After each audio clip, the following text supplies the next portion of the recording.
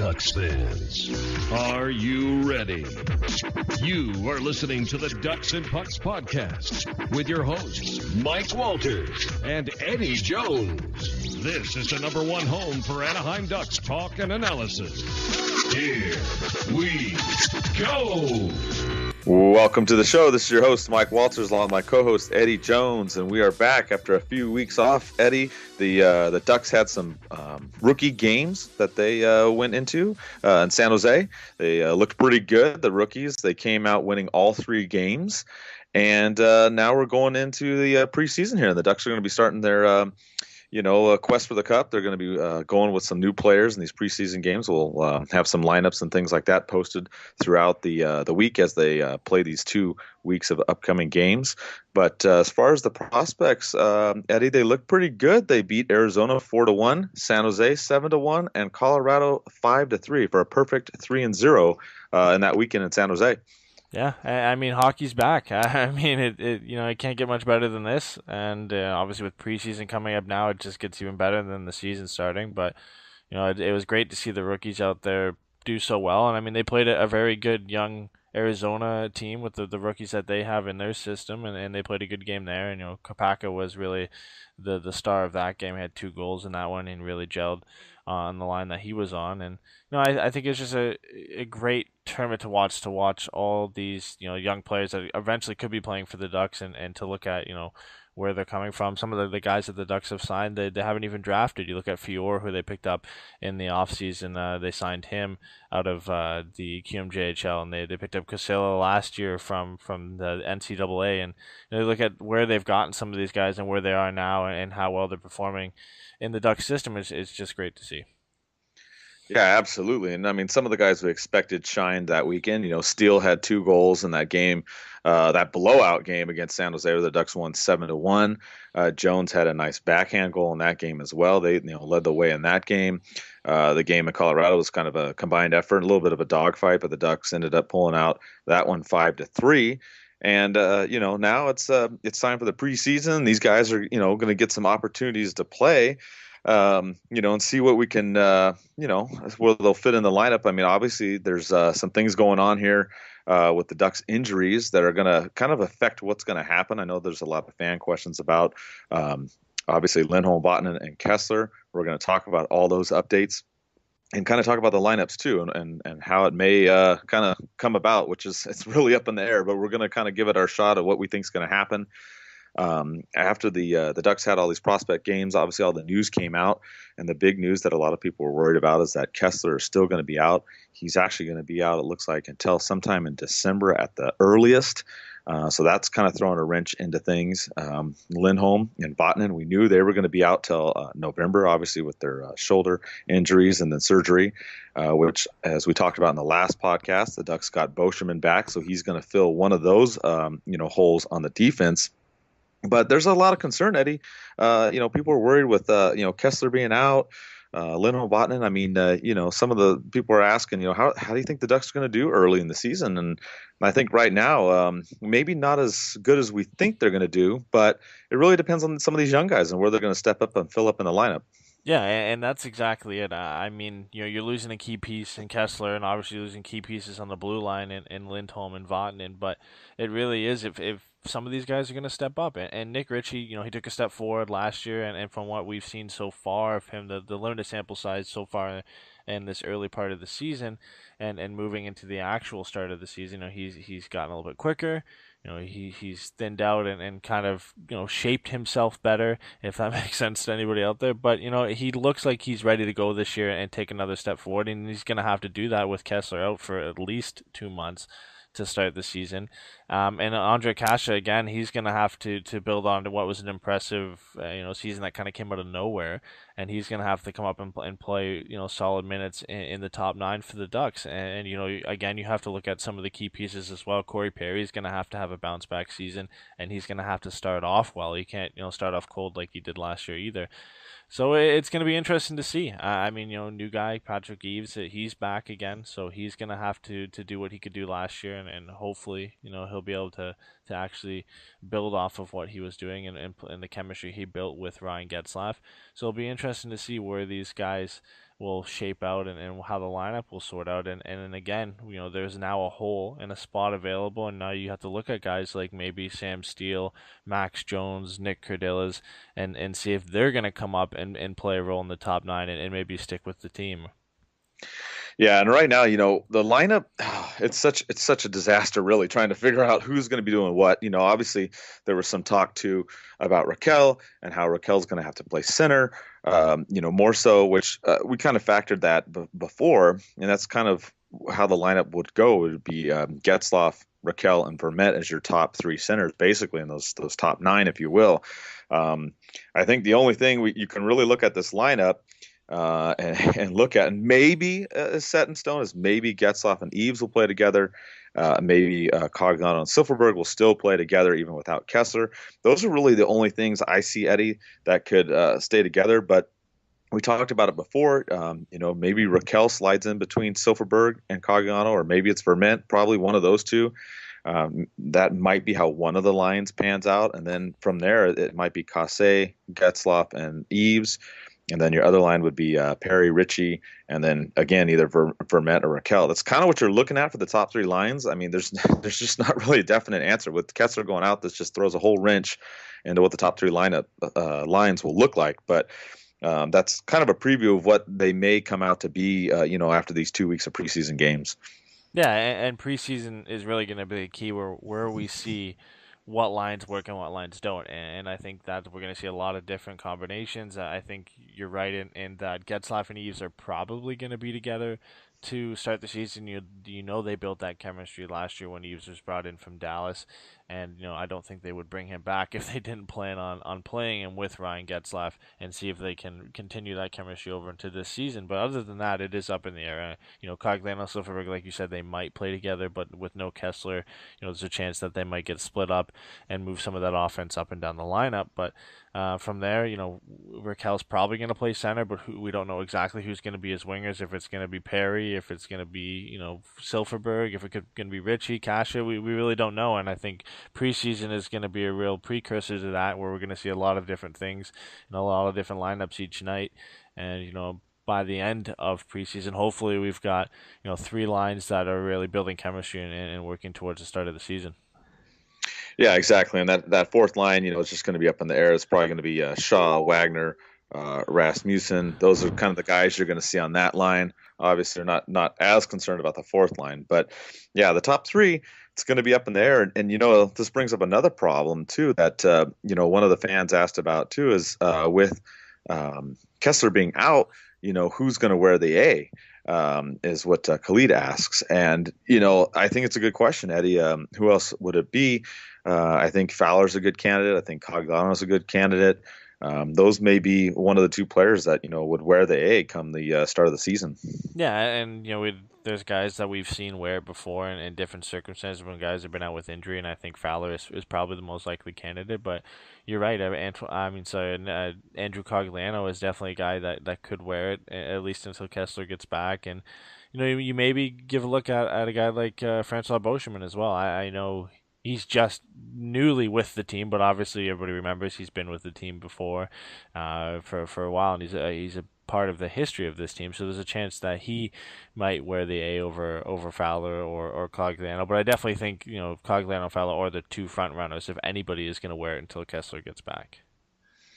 Yeah, and that's who you think. I mean, obviously the team hasn't announced anything yet, but those are the names to keep in mind. When that does come out. Another thing, you mentioned Beauchemin, and this is another issue too, is the Ducks defense.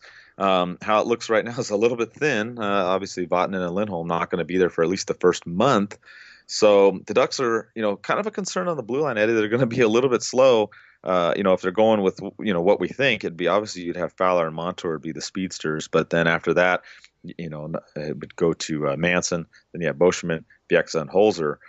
If that's the top 6, I mean, obviously some other players could crack that. But if you're looking at it, I mean, the scary part is the Ducks are going to be a little slow at the blue line to start the season.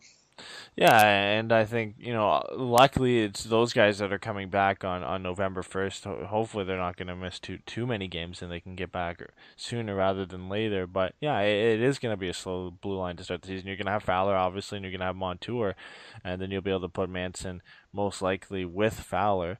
But from there, you've got to, for lack of a better word, you've got to put an anchor with Montour, and either that's Boschman or Bieksa. And then you've got that bottom pairing, which right now, if it was going to shape out, it would probably be Bieksa and Holzer, or maybe you look to bring a guy like Larson if he's healthy enough to go at the start of the season and has a good preseason, or you look at a guy like maybe Marcus Pettersson, or you look at Andy Welinski as well. So there's a chance that, or even Jacob Magna too. So there are some options that the Ducks can go with, but. If they do start with those 6 guys, you've got a guy who's 36 in Bieksa, a guy who's 37 in Boschman. Holzer's not too quick on his feet either, so it'll be an interesting start to the season on the blue line, that's for sure. Yeah, definitely. And, they also gave an update on Larson. Larson had some work done on his MCL. So they said he's expected to play in this preseason, these 2 weeks of games. But, that's not good because, you've got a younger guy that, we've seen him before for a little bit. He's definitely one of those that could be up on the blue line to start the season. So the Ducks are going to have to lean, on some of the younger guys, and that's what some of the questions that some of you guys asked is, what are the Ducks going to do with, Vatanen, Lindholm, and Kesler out? And I really think that the team's just going to have to turn to the younger players, Eddie. On offense, you may see Max Jones, Sam Steele. Another player that comes to mind, too, that we talked about before, and he's actually injured, too, is Nick Cordelius. He has a groin injury. He's not been at the Ducks practices the last couple of days here.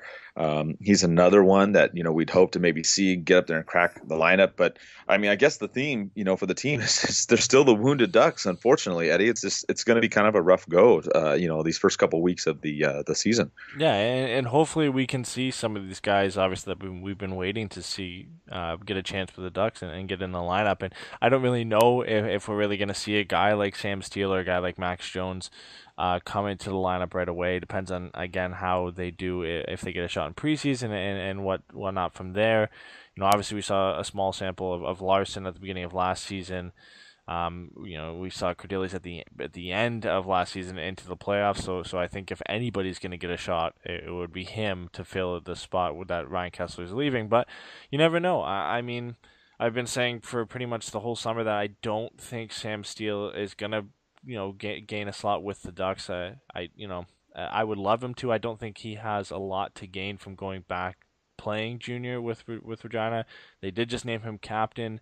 Their GM John Paddock seems like he's pretty much set on Steele coming back, but there's a chance now with Kesler going down from injury. It would be great to see him get a shot. I just don't know. To me, I look at the same situation with Mitch Marner in Toronto last year, people saying that, he doesn't have anything to benefit from going back to London. He can't go into the AHL just yet. So, is he ready to go and play for Toronto? And then he ends up, of course, playing for Toronto and gets 60 points. And that's not to say that Steele will do the same, but I feel like they're in similar situations. And it would be great to see Steele get a shot with a guy like Kesler down. But in all honesty, I think he goes back. And I really feel strongly the same about Max Jones as well. I think in Jones's case, I think he can benefit from playing a full season with London. Obviously they had injury problems the last couple of seasons. He was suspended here and there. So I think him going down and playing a full season with the Knights suspension and hopefully injury free, I think that'll benefit him as well.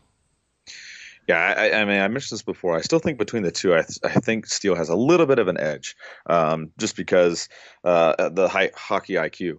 We talked about this a little bit before, and Murray talked about that as well. And I think that would give him a little bit of an edge if the two are to make, if one of the two were to make it for a little bit. I think like you do, I don't think either one will be on the team permanently. But if we were to see one more than the other, I'd lean a little bit towards Steele. He, hasn't had as many of the issues surrounding Jones. Obviously, like you said, the suspension. Some of the boneheaded type things that Murray had alluded to. But I still think they're both, obviously in the future for the Ducks, of course. As you mentioned, also Cordelius too as well. Those are the guys that it looks like on the forwards. that are going to come up. But I think if you talk about the players that are on the team right now, and that's what another person asked is who will break out this season. That's on the team. Braden asked that. Obviously, with those three out that we talked about. For me, one of the ones I look at least in the forwards, Eddie, is I look at Kase. I think if someone's going to break out this season and really take it to the next level, I look at him. He had some great plays last year, some great goals, his speed. I'm hoping. I mean, obviously, hoping everybody does well. But if there's a player that I would tell everybody to watch, one that was on the roster last year, coming back this year, I would say that was the guy I would look at, Eddie. Who's the guy that you would tell people to watch? That was on the team last year. That's going to maybe break it out this season. Yeah, in my opinion, I think it's Nick Ritchie. I mean, he just had to get faster, and I think he's worked on his foot speed.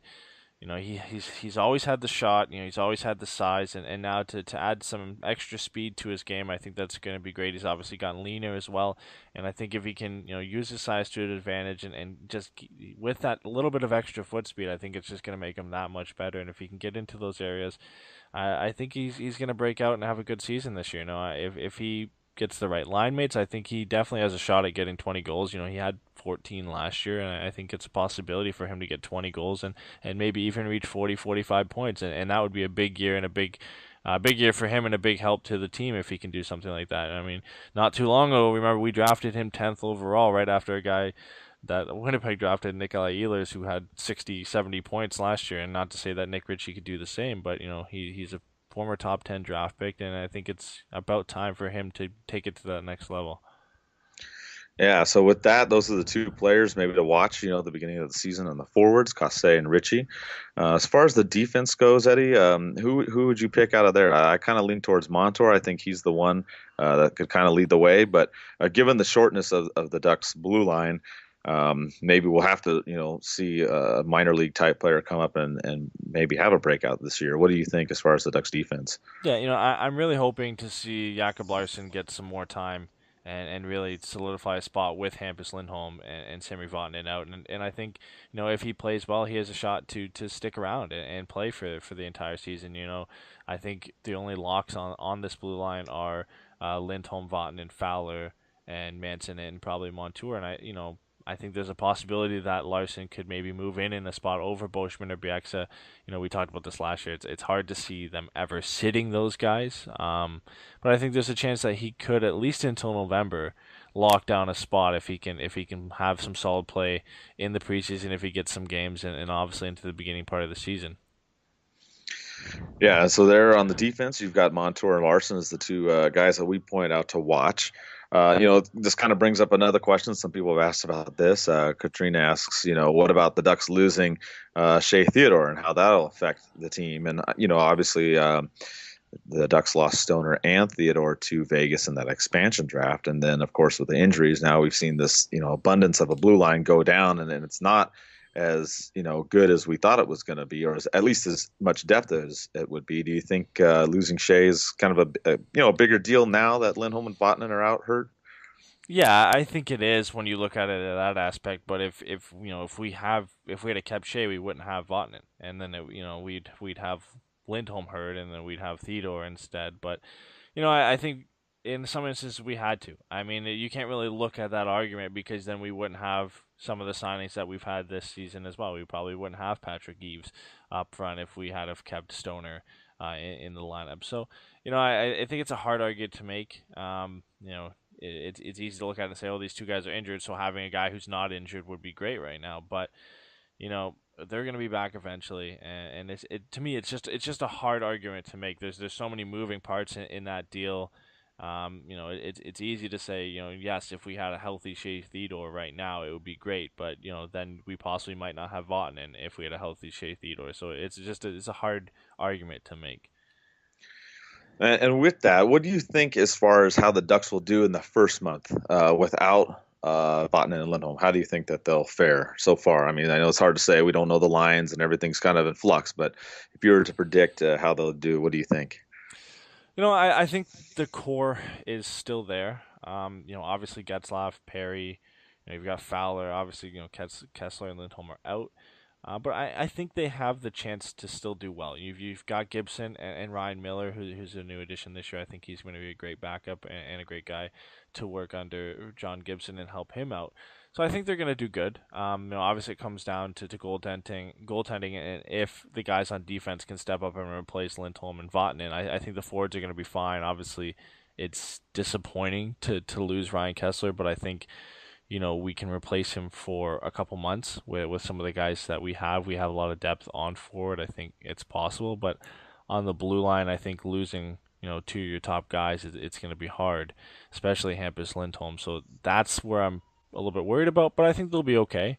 I think it's hard to say that they're going to start out amazing and go undefeated Right. for the first 10 games, but I think we'll be around 500 at least until November when we get Lindholm and Vatanen back, and then from there I think things are going to start picking up. And let's not forget, I mean, it's hard to bank things on this, but the odds in Vegas have the Ducks finishing the season with the most amount of points, and there's a reason to that. This is still a very good team, a very deep team with some solid pieces in place. So I think they're still going to do okay to start the season.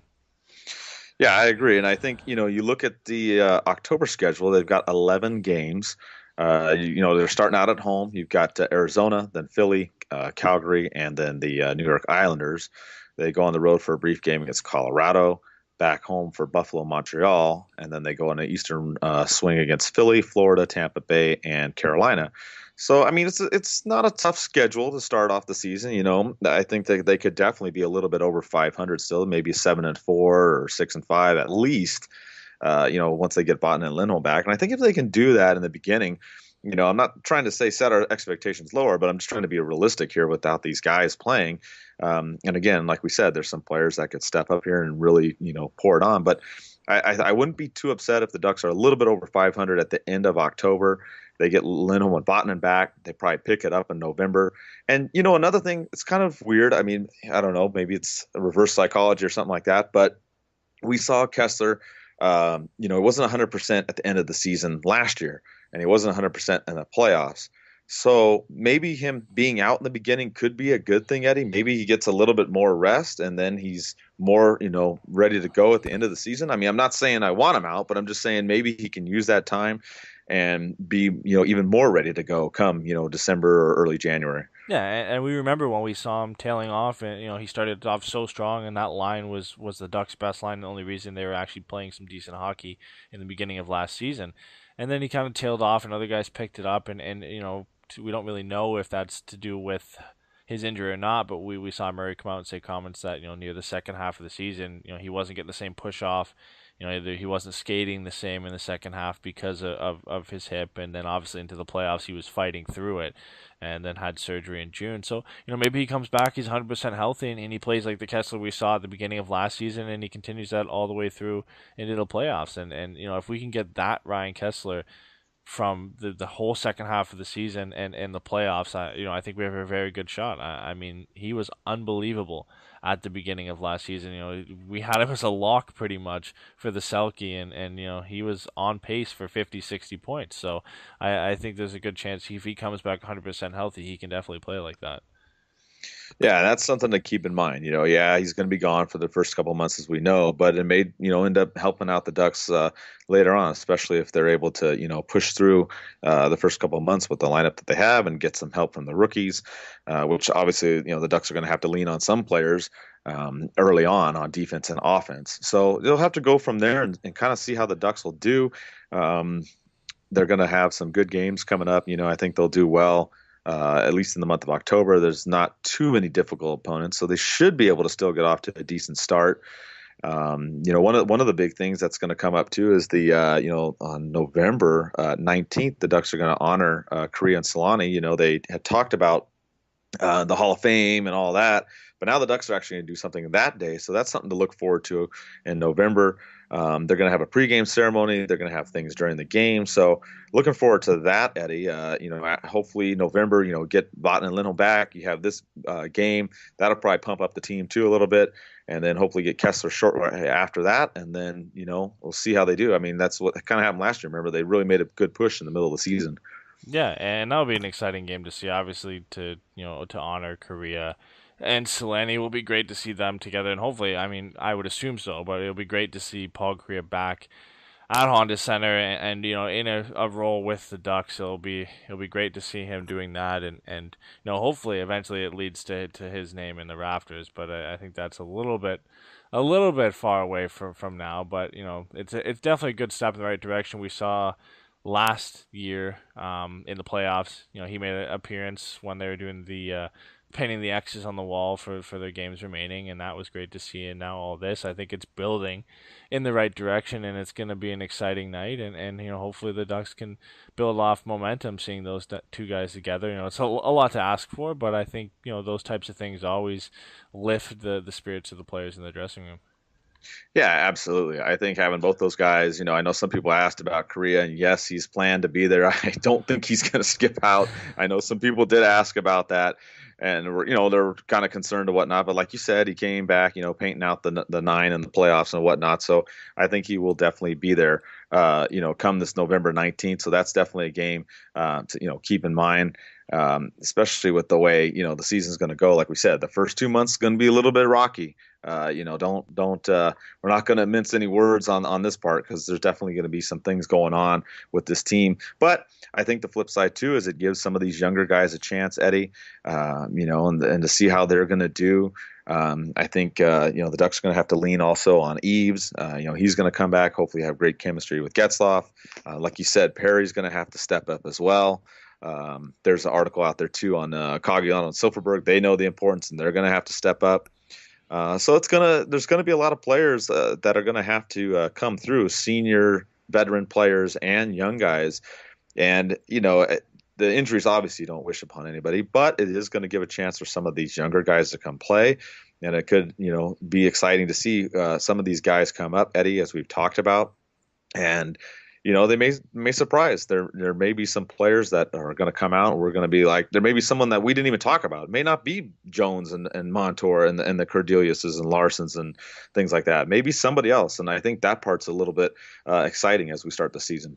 Yeah, and really, we saw that last year. I mean, Andre Kachuk came out of nowhere, and he played great, stuck with the team pretty much all year into the playoffs, and was a real surprise. And he's a 7th round draft pick. I mean, we're going to see a lot more of him this year. Like you said, he was the guy that you think is going to break out, and we potentially could have another guy like that. You have to look at some of the guys that they picked up this year and last year. I mean, Corey Trapp hasn't made too many appearances, but he's a guy who can come up and make a difference. Not saying he's going to light the world on fire, but he can come up and make a difference.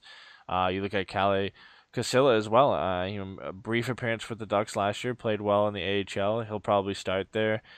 Giovanni Fior, who they picked up from the QMJHL, he had 50 goals in the QMJHL last year, and he's going to start with the goals in the AHL, and he's a guy who can come up and maybe make a small appearance and impress and do a similar to what Kasha did last year. So it'll be interesting to see if any of these guys can come up and really solidify a spot. Kevin Waugh is another guy. So there's a lot of guys down in the minor system who could come up and contribute if they get the chance. Yeah, and for those of you that don't know, if you haven't been following along with the articles that have been out there, we have one of our writers, Thomas. He does a lot of stuff on the prospects. Make sure to check out the website, DucksNPucks.com or the Puck Network /Anaheim. You can go on there and see. He's been cranking them out. There's articles on almost every single young guy out there. We've put out a couple more on the strength and weaknesses of the farm system. There's another one we're going to post them on some of the top prospects to look at, and those are some things to go in there, read those articles, check them out. There's a lot of information in there, and get a better feel for some of the players. If you don't know someone particularly, you can go in there and read about it and see what you think. But it's going to be exciting to see who's going to come up and make it for the Ducks this season. At least in the first couple of months. Another former Ducks player that's coming back, not necessarily to the Ducks, Eddie, but he's coming back to the NHL, is George Peros. He was in the news. We found out that he's going to be the vice president of player safety. And it's kind of interesting. Some people had some mixed reaction because, some people are like, okay, he's the brawler type and everything. But Peros thinks he's going to be good for the job. He talks about how he was always a fighter, but, did it to the respect of the game and never got suspended. And I think that's pretty interesting. But, I wish him well. I think he's going to do good in that position. Yeah, I think so too. I mean, he's a smart guy too. I mean, he's not just a hockey player. He's a smart guy. I think he's going to do well in that role, and it obviously is. I get where people are coming from, right? I mean, he's an enforcer, and he's going into role as for in player safety, but I think he'll do well. I think this is a spot that will work well for him. And obviously we've seen former players in there before. We saw Chris Pronger in there, and he did that job for a bit before the guy who's in there now, and then now obviously Peros. And it'll be interesting to see how he does, and what kind of things they put in place. I think I don't know if it was him, but I saw a comment earlier in the year when this was announced, like I think it was about a month ago, talking about how they're going to crack down on slashes and stick penalties and see how that turns out as well. And obviously there's been changes with the coach's challenge and other things like that. But it'll be interesting to see what kind of mark he can make on that department. Yeah, you're right. They did talk about that. They talked about, being a little bit more strict on some of the penalties. So you have to keep your eye out for that and see if George drops the hammer, so to speak, on some of the penalties that are, doled out on players for the different kind of incidents that do get reviewed. So that's a little bit of news on Peros there. We had a couple more questions about different things, Eddie, that are related to the Ducks, not necessarily the season. One of the questions was, how did you spend your off season? So how was your off season before the NHL season? Do anything fun, Eddie? Go anywhere? Well, we spent most of our off season trying to figure out what we're going to do a podcast on, and if we're ever going to do one for the entire summer, because there was no news. So that was pretty much the majority of my off season. But obviously, I have a daughter now, so I spent most of my off season spending time with her and getting ready for school. And it's great to have hockey back. It's a little bit of a distraction, and it's obviously great to see the Ducks play. So I'm glad the off season is over and we're actually into October and hockey season can start. Yeah, I agree with you. I mean, the off season is kind of dragged. I had one little road trip that I went on last week. One of my buddies got married, so that was fun that I did. I went to Northern California, but other than that, really not a whole lot. Just been plugging away at the real job. Yes, I do have a job outside of this, but yeah, just plugging away at that. And like you said, we were trying to figure out how we're going to have regular podcasts, which now we will be able to do that with the season coming up. We're pretty much hoping to have one every week. Or even, closer, depending on what's going on with the team, if any breaking news comes out or things like that. So that's what we're looking for, is just to get back to it. The off season was kind of a drag, I guess you could say. It was I would say it was probably one of the worst off seasons, Eddie, as far as in terms of hockey news. It was just really, really slow. Well, it's definitely been the worst one since we've been doing this. I mean, every year we've seemed to have at least something we can talk about. I mean, last year was the World Cup of Hockey, and we spent a lot of time talking about that because there was a lot of news surrounding, Perry obviously came into it late. Getzlaf was already going, and, Raquel was going, and then there was injuries, and then Lindholm was going, but that didn't work out. And there was a lot of news to talk about before that. And then obviously when we first started this podcast, it was all surrounding Ryan Kesler and the trade that brought him to Anaheim. And now we get into this offseason, and there was nothing. No news whatsoever. There was maybe a little bit of talk about how the players aren't going to the Olympics, but that had all kind of blown over before the offseason even started. For the Ducks, there was pretty much nothing. There was trade rumors surrounding some other teams and Duchesne and Pasternak and whatever, but for the Ducks, it was just crickets. And it's great to actually have stuff to talk about now, even though it is disappointing with the news about Kesler and his injury. But to actually have Ducks news to talk about, it's refreshing. Well, what's interesting too is you do bring up Duchesne, and I don't know if you saw there was an interview with him, and he didn't seem too happy in Colorado. So. There have been rumors before that, the Ducks were interested in him. I think that's something maybe to keep an eye on. I don't know if the Ducks will necessarily do anything. Obviously, his salary is, a good amount. It's going to be something that the Ducks would have to give up something. But I'm just saying, I would keep an eye on him and where he may possibly land at. Because I don't know, if you haven't seen the interview, he doesn't seem too happy with the Avalanche right now. Yeah, I mean, it's a interview that's obviously put together, for him to sound professional. It's probably something he just didn't make on the spot. He obviously has a press guy. He's probably put that together for him, so he doesn't say anything that's going to hurt his chances of getting traded. But yeah, I mean, he doesn't sound like he wants to be there. He's saying he's there to play hockey. He loves to play hockey. That's why he's there. He has a duty to the team. He's under contract with the team. the basic answers you would expect to come from a guy like that. So it'll be interesting. I honestly think he gets traded before the beginning of the season. On it, when we're recording this right now, I got an update saying that the Ottawa Senators are progressively trying to get Duchesne from the Colorado Avalanche, whatever that package would include. And we've heard some of the rumors when these first came out, what Joe Sakic has been trying to get from teams for Matt Duchesne has been a little bit insane. Obviously, that price has probably come down now, but yeah, I mean, I don't think he goes to the Ducks, but I definitely think he gets traded, and it will be great for him to get put on a team, one, that obviously seems to actually want him, and two, so he can actually play hockey, because he's a great hockey player. So it'll be interesting to see how that all works out.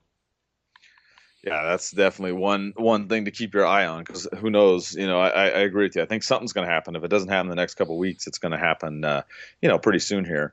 And, the Ducks' schedule coming up here, they're playing a handful of games this preseason. They're going to play San Jose to start it off. They're going to, play obviously some of the teams, that you're going to see. Of course, Las Vegas is one of the teams that we'll see this season a couple times. They're going to play Arizona a couple times, and the Kings a couple times. So you'll see that in the next 2 weeks. We'll probably rehash some of these games. Obviously, the lineups will post them as they come out. They're going to be all mixed up as we expect for the next 2 weeks. But watch, some of the games won't be on TV too, unfortunately. That's kind of the word we heard. Some may be streamed. Others will be on the AM 1090. That's where the goals are also on too. So listen for that. Also check out the mobile app, the NHL mobile app. As you remember, they kind of put all the teams together in just that one app. So if you have the old Ducks app, usually it'll link you over there. But you can follow all that. And we'll be back hopefully in about a week or so, and we'll just do some updates and see if anything else comes up during this preseason. Everything's kind of in flux and everything's a question mark. The Kes-less Ducks are going to have to go through here, unfortunately, for the first couple of months. And we'll just have to see how they go from there, Eddie. We still have our T-shirts up too. Check them out on tpnhockey.com. They're up there. Kind of saw a similar one of ours out there, the Anaheim against the world, and now there's a Ducks against the world one out of there. So I guess we kind of inspired some people, Eddie, with some of our T-shirt designs. So, hope everybody had a good summer. October is right here around the corner, and let's go Ducks.